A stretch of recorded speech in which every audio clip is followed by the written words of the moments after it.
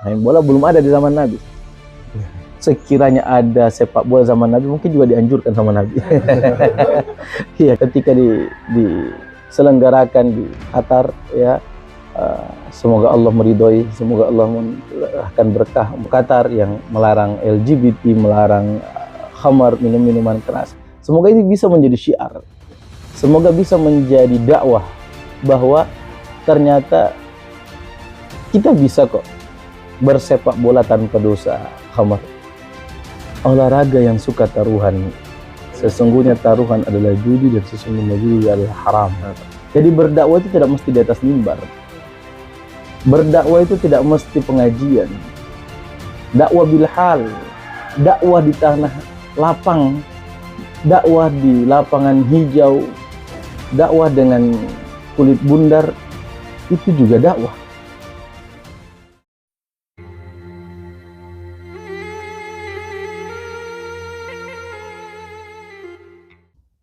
Mungkin kembali ke tema tadi Ustadz, ada lagi pertanyaan, olahraga apa saja yang dianjurkan oleh Islam? Nah ya, olahraga apa saja dianjurkan oleh Islam? Secara umum, olahraga ibadah. Olahraga ibadah kalau kita niatkan ibadah. Seperti tadi yang saya katakan, kalau kita main bola belum ada di zaman Nabi. Sekiranya ada sepak bola zaman Nabi, mungkin juga dianjurkan sama Nabi. Iya, karena ini olahraga yang sangat digandrungi oleh generasi muda saat ini. Ya. Olahraga sepak bola belum ada di zaman Nabi, dan ketika kita niatkan untuk ibadah, insya Allah itu bernilai pahala. Tetapi secara umum bahwa di zaman Rasul Sallallahu Alaihi Wasallam kita dianjurkan untuk olahraga 3 ya: memanah, berkuda, berenang, berkuda. Memanah, berenang, berkuda. Nah, sekiranya kita mempersiapkan itu kepada diri kita, kepada anak-anak kita, generasi kita, ajari berenang, ajari memanah, ajari berkuda. Meskipun sebagian bisa menafsirkan, yaitu kalau tidak ada kuda, naik motor Jo. Belum ada kuda, naik motor saja. Ya, naik motor. Kenapa? Maksudnya berkuda adalah kendaraan. Ketika kita berperang, ya, jangan sampai dalam kondisi darurat ada bantuan, mau dibantu, kita ini boleh bawa motor. Bawa mobil umpamanya. Istri mau melahirkan, ada oto, ada kunci, artinya tidak ada yang bisa bawa oto. Ya. Jadi harus belajar bawa mobil, harus belajar berkendara. Memanah juga demikian. Memanah kita belajar memanah adalah persiapan ketika terjadi sesuatu hal yang kita tidak inginkan, kita harus berperang. Oh, sekarang kan bukan memanah, kita menembak saja. Ya, kalau menembak, tetapi tanpa mengesampingkan fadilah yang jelas-jelas dikatakan Nabi, yaitu memanah dan berkuda. Begitu pula dengan berenang. Kita tetap olahraga berkuda. Kalau memang ada kuda, kita olahraga memanah. Kalau ada memanah, silakan bisa bergabung di klub-klub panahan saat ini. Ya, kebetulan saya juga pengurus di Vespati, Federasi Seni Panahan Tradisional Indonesia. Kita bisa bergabung di sana, latihan memanah. Dan luar biasa, ada penelitian bahwa memanah itu melatih fokus. Ya. Saya sampai diingatkan sama guru saya, itu ketika saya di satu hotel, guru saya melihat ada anak-anak yang kelihatannya nggak fokus. Oh, ini anak autis, ya, ini autis kelihatannya. Ada obat untuk penyakit autis. Apa itu? Dia mengatakan biasanya anak autis itu dikarenakan ketika kecil terlalu cepat diajak berdiri, berjalan dan berlari. Dia tidak melewati step-stepnya. Yaitu ketika baru belajar merangkak, tiba-tiba dibelikan kereta, langsung duduk di sana, langsung jalan. Jadi tidak belajar merangkak, tidak belajar berdiri sendiri, tiba-tiba bisa jalan. Nah, ini ada pertumbuhan di bagian tulang belakang yang terlompati sehingga nanti akan berpengaruh pada otak. Ini wallahu a'lam penelitiannya. Sehingga itu bisa dikembalikan dengan cara berkuda. Ketika dia berkuda akan kembali menormalkan dan mengembalikan tulang belakang. kemudian tidak fokusnya dilatih dengan memanah. Ketika dia memanah, dia akan fokus, dia cari. Itu latihannya, wallahu a'lam. Tetapi langsung terlihat, berarti betul ada hikmah di balik anjuran sunnah Rasul sallallahu alaihi wasallam. Jadi ini apa namanya, di antara olahraga yang dianjurkan oleh Rasul sallallahu alaihi wasallam. Wallahu a'lam. Ustaz, ini kan masih terkait dengan Piala Dunia ini, Ustaz. Sekarang kan orang mau akses untuk menonton itu kan sudah terbuka dan internet, TV. Nah, kira-kira bagaimana orang sebagai orang Islam menyikapi tentang aurat dan Ustaz? Kalau aurat laki-laki, kalau orang baku hagas tuh, apakah enggak apa-apa? Apalagi di penonton banyak dong jaga sorot lagi. Tuh hal-hal yang itu dan banyak dan kira-kira bagaimana orang sebagai orang Islam, apakah itu orang harus lihat atau bagaimana itu dan pandangannya di Islam dan Ustaz? Pandangan di Islam untuk melihat aurat tetap hukumnya tidak boleh, tetapi yang melihat dengan yang memperlihatkan, tentu yang memperlihatkan dengan sengaja itulah yang lebih berdosa daripada yang melihat. Kalau sekiranya kita bisa menghindari, ya kita hindari. Tidak boleh melihat aurat laki-laki maupun perempuan. Namun menghindari aurat saat ini sangat berat. Ya, kita melihat sepak bola, kita buka TV saja hukumnya haram kalau begitu. Kenapa? Kita nonton acara berita, pembawa beritanya nggak pakai jilbab.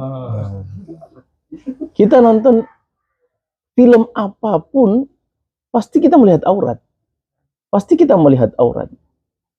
Kita tidak apa namanya, tidak, hampir nyaris tidak ada yang bisa menghindari dosa melihat aurat ini. Kita senantiasa dituntut untuk ghaddul basar, menundukkan pandangan semampu kita dan memperbanyak istighfar. Wallahu a'lam. Menurut Ustaz, sekarang kan Piala Dunia bikin di Qatar.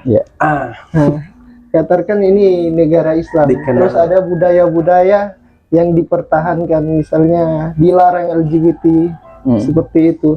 Mungkin pandangan Ustadz mengenai sepak bola sekarang. Iya, kita syukuri bahwa alhamdulillah dengan berbagai plus dan minus Piala Dunia, di sana ada judi, di sana ada ini, ketika diselenggarakan di Qatar, ya, semoga Allah meridhoi, semoga Allah mencurahkan berkah untuk Qatar yang melarang LGBT, melarang khamar, minum-minuman keras. Semoga ini bisa menjadi syiar, semoga bisa menjadi dakwah bahwa ternyata kita bisa kok bersepak bola tanpa dosa khamar.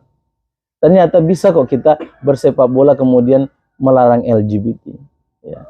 Ketika semua orang mengatakan ini hak asasi manusia, LGBT adalah hak asasi manusia, minum minuman keras ya mau-maunya saya, urusanku, maka Qatar bisa menunjukkan itu, bahwa kalau pada negara ada aturannya. Alhamdulillah, kemudian ternyata mereka semua tunduk dengan aturan itu, maka di situ ada peran dakwah di sana. Makanya kita doakan semoga tindakan, mungkin bagi sebagian orang itu melihat nilai kecil saja, mungkin masih banyak dosa yang lain, tidak bisa melarang bagaimana perzinahan di sana dan seterusnya, tetapi minimal sekecil itu dinilai oleh Allah Subhanahu wa taala. Bagaimana nasihat Ustadz untuk pecinta olahraga yang suka taruhan? Olahraga yang suka taruhan, sesungguhnya taruhan adalah judi dan sesungguhnya judi adalah haram. Yakinlah bahwa pada setiap larangan Allah Subhanahu wa taala, apa yang diharamkan oleh Allah Subhanahu wa taala pasti ada mudaratnya. Yakinlah pada setiap perintah Allah Subhanahu wa taala, anjuran Allah Subhanahu wa taala pasti ada manfaatnya. Maka tidak ada Allah Subhanahu wa taala melarang judi kecuali ada manfaatnya untuk kita ketika kita tinggalkan. Ya. Harta kita lebih berkah, harta kita lebih diridhoi oleh Allah Subhanahu wa taala, dan ketika kita mengurungkan diri untuk tidak berjudi di antara sekian banyak tetangga-tetangga kita, teman-teman kita, sahabat-sahabat kita berjudi, bahkan mengajak kita untuk berjudi lantas kita tinggalkan, man taraka syai'an lillah awadahu Allahu khairan minhu. Siapa yang meninggalkan sesuatu atau satu dosa karena Allah, Allah akan menggantikan dengan yang jauh lebih baik daripada itu.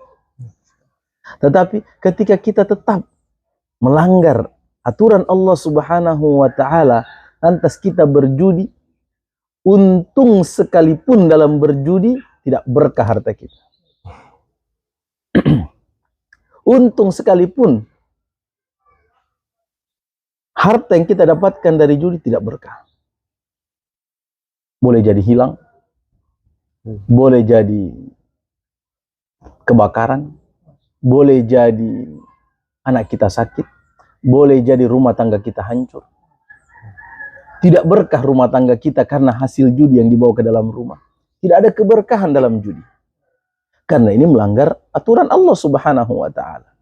Maka jangan masuk, oh saya untung istri senang. Oh tunggu dulu. Sedikit istri selingkuh. Sedikitlah anak hancur. Mungkin Allah berikan sakit dan seterusnya. Kenapa? Harta hasil haram. Begitu pula dengan bisnis kita. Harta masuk tetapi nggak berkah, bisnis kita bisa hancur. Ya, sehingga harta tidak membawa kebahagiaan, yang mana harta tersebut adalah harta dari hasil yang haram. Ya, jadi hati-hatilah, jangan terpengaruh dengan judi, jangan tergiur dengan judi, oleh karena judi akan melahirkan mudarat, bahkan bencana dalam kehidupan dan rumah tangga kita. Wallahu a'lam bishawab. Terkait dengan itu, untuk uang judi kan Ustaz, misalkan dia menang, dan kira-kira itu masuknya itu dia ketika dia bawa ke keluarga itu, dan dampaknya itu di keluarganya itu jadi apa itu Ustaz? Iya. Itu uang hasil judi itu, dan iya, bahwa ketika dia makan itu, dan makan dari uang yang haram. Bagaimana dengan keluarga yang mendapatkan uang yang haram? Sebenarnya yang berdosa adalah yang berjudi. Kepala rumah tangganya yang berjudi, dialah yang dosa. Orang di rumah tidak berdosa. Tetapi ketika orang di rumah tahu bahwa ini hasil uang yang haram, harus selektif. Menurut para ulama, boleh memakan secukupnya saja. Ketika dia mengatakan, ini uangnya haram, jelas ini uang hasil curian, ini uang hasil judi, maka dia boleh mengambil hanya yang menjadi haknya saja untuk dia bertahan hidup. Lebih baik dia tinggalkan. Kenapa? Setiap sesuatu atau satu daging yang tumbuh dari harta yang haram, maka neraka adalah tempat yang pantas untuknya. Maka hati-hati dengan, oh ini uang haram. Jangan sepelekan uang yang haram tersebut yang masuk ke dalam diri kita, dari keluarga kita. Jadi kalau memang karena pekerjaannya hanya itu, memang tiap harinya judi umpamanya, maka dia boleh hanya untuk kebutuhan yang betul-betul primer saja untuk dia makan. Selebihnya maka dia lebih baik menghindari. Istri menghindari harta-harta yang haram dibawa oleh keluarga masuk ke dalam rumah. Meskipun yang berdosa adalah suami. Kalau toh dia makan, dia tidak berdosa. Tetapi yang berdosa adalah suami, yang berdosa adalah yang berjudi tadi, yang membawa judi. Maka dosanya lebih besar setelah berjudi, justru menjerumuskan anak-anaknya dengan harta-harta yang haram. Wallahu a'lam. Kalau misalkan Ustadz dia pakai, misalkan ini contohnya dia ingin bertobat, kok dia pakai itu doi hasil judi untuk perputaran modal supaya dia kedepannya sudah tidak berjudi. Kira-kira pandangannya itu bagaimana? Iya. Kalau sekiranya uang tersebut digunakan untuk bisnis, ya, hasil judi digunakan untuk bisnis, dia putar untuk yang halal, maka insya Allah Allah Subhanahu wa taala menerima itu dan tidak tidak menghukumi bahwa ini tidak boleh, dan ini hukumnya dosa karena dia mau bertobat kepada Allah Subhanahu wa taala. Dia meninggalkan dosa kepada yang halal. Maka setelah dia putar harta ini kemudian berhasil, disitulah dia menebus kesalahan-kesalahannya. Disitulah dia memperbanyak sedekahnya, disitulah dia mengeluarkan zakatnya, disitulah harta dia yang dia gunakan untuk berangkat haji, umroh, dan seterusnya. Ya, karena tidak bisa juga 100% uang saya semua hasil judi umpamanya. Maka kalau begitu saya sumbangkan semuanya, saya bagikan semuanya, biar saya jatuh miskin. Yang ujung-ujungnya nanti terjadi mudarat yang lebih besar, cerai kepada istrinya, anaknya terlantar, dan seterusnya, dan menjadi fitnah dalam Islam bahwa masuk Islam atau memeluk hidayah Allah Subhanahu wa taala membawa dampak dan mudarat yang luar biasa dalam keluarga. Apalagi keluarga belum siap. Oleh karena itu, dia putar keuangannya untuk apa? Untuk kehidupan yang lebih berkah, maka wallahu alam itu dibolehkan. Dan itu misalkan dia sudah dapat modal, itu harus dikeluarkan apa yang dijadikan modal itu, Ustaz. Misalkan uang judinya itu. Secara umum, ketika dia bertobat, dia menebus semua kesalahan-kesalahannya dengan memperbanyak sedekah. Dengan memperbanyak sedekah. Jangankan modal, lebih daripada modal, sebagai wujud penyesalan, sebagai wujud taubat kepada Allah Subhanahu wa taala, maka dia akan keluarkan, dia akan bersihkan. Kenapa? Karena dia sudah tobat, pasti dia menangis. Karena dia sudah tobat, pasti dia menyesal. Dan di penyesalan itu dia akan mengatakan, ya Allah, khawatir kalau masih ada harta yang haram yang saya pernah makan, maka saya akan sumbangkan, dan berikan, saya akan berikan. Tentunya dengan ukuran-ukuran, bahwa jangan sekedar wah saya sedekah ekstrim, ya keluarkan, karena ya namanya biasa ada orang bertobat akhirnya tidak melihat lagi, berpikir panjang lagi, pokoknya saya harus dapat ampunan Allah, maka saya harus keluarkan seperti ini. Hati-hati, jangan sampai keluarga kita tidak siap dan seterusnya. Wallahu a'lam bishawab. Kalau mau baca cerita untuk olahraga yang paling favorit di kalangan muda itu biasanya olahraga sepak bola, Ustaz. Terus sepak bola ini ada terlahir bintang-bintang seorang muslim seperti Sadio Mane, Muhammad Salah, Benzema. Menurut pandangan Ustadz seperti apa bintang-bintang muslim ini? Kan Ustadz pernah bilang kalau hobi yang baik itu jangan ditinggalkan, tapi ambil manfaatnya. Seperti itu. Mungkin pandangan Ustadz tentang pemain-pemain bola atau bintang-bintang muslim ini seperti apa? Iya. Alhamdulillah belakangan ini kita banyak bersyukur dengan munculnya pemain-pemain bola di lapangan hijau dalam sebagai dai. Jadi berdakwah itu tidak mesti di atas mimbar. Berdakwah itu tidak mesti pengajian. Dakwah bilhal, dakwah di tanah lapang, dakwah di lapangan hijau, dakwah dengan kulit bundar, itu juga dakwah. Ketika mereka masuk ke dalam lapangan, kemudian menutup auratnya, ketika masuk di tanah lapang, kemudian ketika selebrasi setelah mencetak gol, sujud syukur, ketika ada sponsor miras kemudian disingkirkan, ini adalah dakwah. Ini adalah dakwah. Dan tidak sedikit orang yang tersentuh dengan dakwah itu. Tidak sedikit orang yang kagum dengan dakwah itu. Tidak sedikit orang yang memeluk agama Islam bahkan. Dikarenakan kemuliaan akhlak seorang pesepak bola muslim. Ternyata Islam itu baik. Islam itu nggak kaku. Dengan begini Islam itu tidak saklek. Oh, nggak boleh main bola, nggak boleh begini, nggak boleh begitu. Islam ini luar biasa. Sehingga dia berdakwah di dunia sepak bola. Dan itu boleh. Silakan. Bahkan lebih daripada itu kita bisa berdakwah yang lebih mengena, lebih menyentuh kepada mereka. Ya. mungkin ada yang istrinya berjilbab, mungkin ada yang tetap puasa, ada yang sholat 5 waktu, dan ini dakwah juga buat para pecinta bola. Ini baru belajar main bola, so tinggalkan sholat. Kenapa sana bintang dunia tetap melaksanakan sholat 5 waktu? Ini baru belajar tendang bola, so apa namanya, so pesta miras umpamanya, ya. Ketika menang harus pesta miras. Ini ada pemain dunia yang jangankan pesta miras, miras di depannya saja dia nggak sudi. Ini dakwah buat kita semua. Mungkin saya tunggu nanti, semoga nanti ada pemain sepak bola dunia yang mengumumkan untuk jangan berjudi dalam sepak bola. Saya lagi main, tapi jangan jadikan kami adalah barang taruhan kalian. Dan itu akan jadi syiar besar. Ini yang kita harapkan.